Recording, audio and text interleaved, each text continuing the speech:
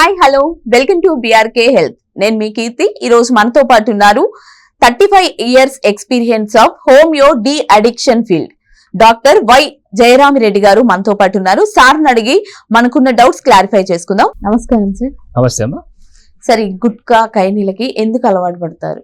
గుట్కా ఖైనీ అనేది చాలా అత్యంత ప్రమాదకరమైన మన సమాజంలో ఏదైనా ప్రమాదకరం వస్తుందంటే అది గుట్కా ఖైనీ అని చెప్పు కదా పదండి. చాలా మంది ఏమంటే smoking is injurious to health, పొగ ఆరోగ్యానికి హానికరం అనే నేపథ్యంలో దీంట్లో పొగలేదు కదా అని చీవింగ్ టొబాకో సైడ్ వచ్చారు. సో చీవింగ్ టొబాకోలో దాదాపు స్మోక్ లో తీసుకుంటే 7,000 పైగానే విష పదార్థాలు ఉంటాయి. చీవింగ్ టొబాకోలో దాదాపు 4,000 పైగానే విష పదార్థాలు ఉంటాయి. ఇవన్నీ కూడా గుట్కా ఖైనీ పెట్టుకుని వాళ్ళు తింటున్నప్పుడు దానిలో ఉన్న విష పదార్థాలు విత్ ఇన్ సెకండ్స్ లో మొత్తం లోపల శరీరంలోకి వెళ్ళిపోయి శరీరాన్ని అంతా కూడా రకరకాల ఇబ్బందులకు వ్యాధులకు గురి చేస్తుంది.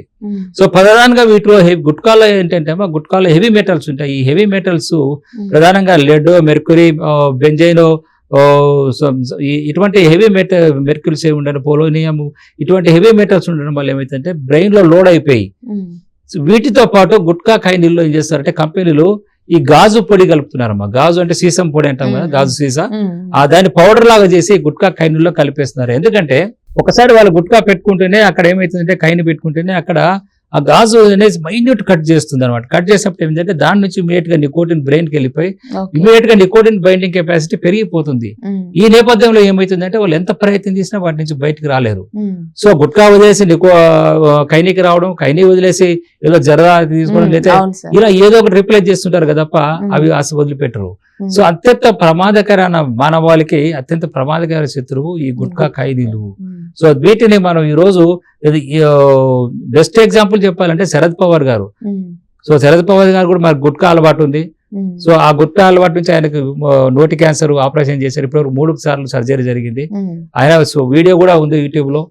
సో భగవంతుడి దయ వల్ల ఇప్పటివరకు నేను క్యాన్సర్ వచ్చింది, నాకు డాక్టర్లు ఆపరేషన్ చేశారు.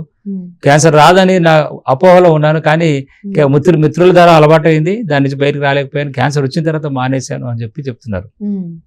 ఇప్పుడు బెస్ట్ ఎగ్జాంపుల్ మనం శరద్ పవార్ అని తీసుకుంటే రాబోయే రోజుల్లో మన తెలుగు రాష్ట్రాల్లో కూడా శరద్ పవార్ లాంటి వ్యక్తులు చాలా మంది లక్షల శాతంలో వచ్చే అవకాశం ఉంది. ఎందుకు ఈ గుట్కా ఖైనీల మత్తు, జరదాల మత్తులో ఎక్కువగా అలవాట్లో ఉన్నారు కాబట్టి. ఎందుకంటే వీళ్ళు ప్రధానంగా ఇది హానికరం కాదు అనే నేపథ్యంలో ఉన్నారు. ఇక్కడ ఎగ్జాంపుల్స్ వీళ్ళు పట్టించుకోవడం లేదు. మన కళ్ళ ముందే మన టీవీ పెడితే నా ముఖేష్ గారు చనిపోతున్నాడు, ఒక తల్లి ఆమె గాజులు అమ్ముకొని చనిపోయాయని చెప్పి క్యాన్సర్ తో చనిపోతుంది. ఒక గాజులు కాదు కదా, అలాంటి ఇల్లు ఆస్తులు అమ్ముకున్న బ్రతికి బట్టగట్టే అవకాశాలు ఉండదు ఒక్కసారి క్యాన్సర్ వచ్చిన తర్వాత. ఓరల్ క్యావిటీ గుట్కా ఖైనీలు తినే వాళ్ళు ఒకటే ఈ వీడియో చూసే వాళ్ళు కూడా ఒకసారి చెక్ చేసుకోండి. మీరు ఖైనీ తినే వాళ్ళు అయితే ఇక్కడ జస్ట్ ఇలా ఓపెన్ చేసి చూస్తే ఇక్కడ ప్యాచెస్ స్టార్ట్ అయింటది. గుట్కా తినే వాళ్ళైతే లోపల బుగ్గల లోపల మచ్చలు ప్యాచెస్ స్టార్ట్ అయింటది. నోరు చిన్నగా అయితే వస్తుంది. సో నాలుక బయటకు పెట్టలేరు, కారం మసాలాలు తినలేరు, ఎక్కువ వేడి తాగలేరు. ఇవన్నీ కూడా ప్రీ క్యాన్సరస్ కండిషన్ లక్షణాలు, అంటే క్యాన్సర్ వచ్చే ముందు దశ యొక్క లక్షణాలు. దీన్ని సబ్మ్యూకస్ ఫైబ్రోసిస్ అంటారు. అంటే క్యాన్సర్ వచ్చే ముందు దశ. ఈ లక్షణాలు స్టార్ట్ అయినాయంటే తర్వాత ఏదో ఒక స్టేజ్ లో క్యాన్సర్ రావచ్చు. మా దగ్గరకు వచ్చే పేషెంట్లో ప్రతి నెల 5 నుంచి 10 మంది పేషెంట్లు మేము క్యాన్సర్ ఐడెంటిఫై మేము చేస్తున్నాం.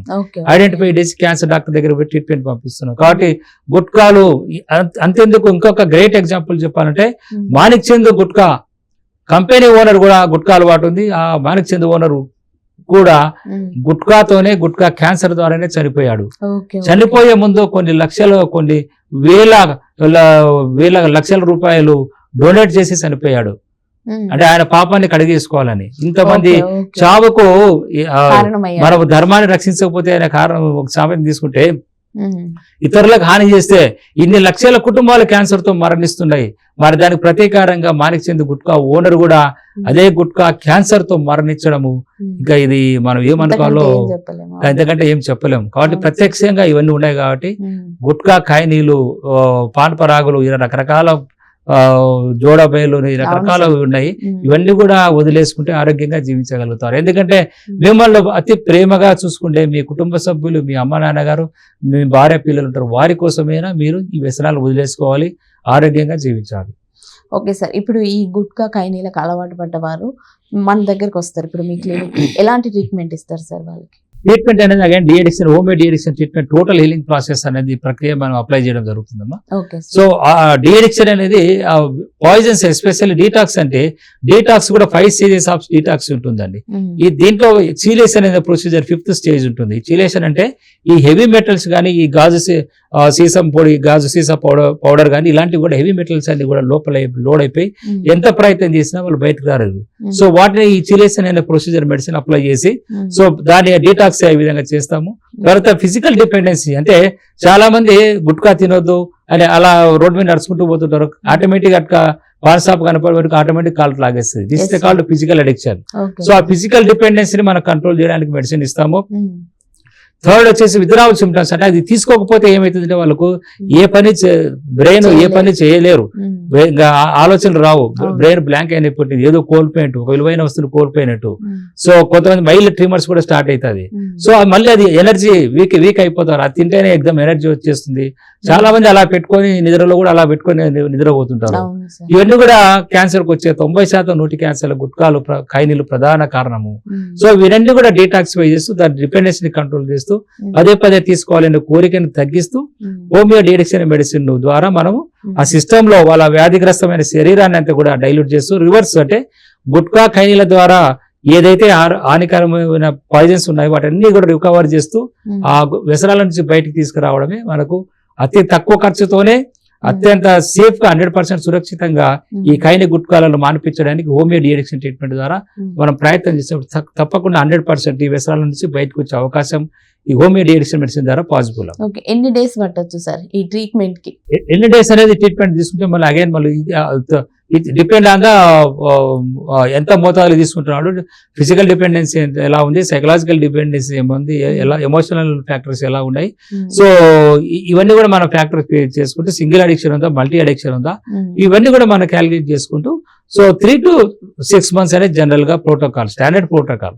6 months ఎందుకు అడ్వైజ్ చేస్తామంటే 6 months లో శరీర కణాలన్నీ మాక్సిమం అడిక్షన్ అయిన కణాలన్నీ కూడా నార్మల్ కి వచ్చే మాక్సిమం రాకపోయినా కొంత వీలైనంత వరకు నార్మల్ వచ్చే అవకాశం ఉంటుంది.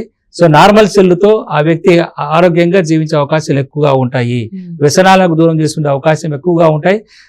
తద్వారా మళ్ళీ వ్యసనాలకు బానిసే అవకాశాలు కూడా తగ్గిపోతాయి. కాబట్టి టోటల్ గా ఓవరాల్ గా 3 to 6 months కోర్సు వాడతాము. కొద్దిమంది మెడిసిన్ వాడడానికి ఇష్టపడరు. అలాంటి వాళ్ళకు కూడా మనకు తెలియకుండా కూడా మెడిసిన్ వాడడం వల్ల కూడా ఈ హోమియో డి అడిక్షన్ ట్రీట్మెంట్ ద్వారా మనం వాళ్ళను ఈ గుట్కా ఖైనీ వ్యసనాలను కూడా మానిపించవచ్చు. తెలియకుండా కూడా మెడిసిన్ వాడొచ్చు అంట, అలా చేసే అవకాశం ఉంటుందమ్మా. ఓకే. గుట్కా ఖైనీకి ఎందుకు అలవాటు పడతారు, అలవాటు పడ్డ వాళ్ళని ఎలా బయటకు తీసుకురావచ్చు, ఎలాంటి ట్రీట్మెంట్ ఇప్పియొచ్చు అనే విషయాన్ని చాలా చక్కగా వివరించారు. Thank you so much sir. Welcome.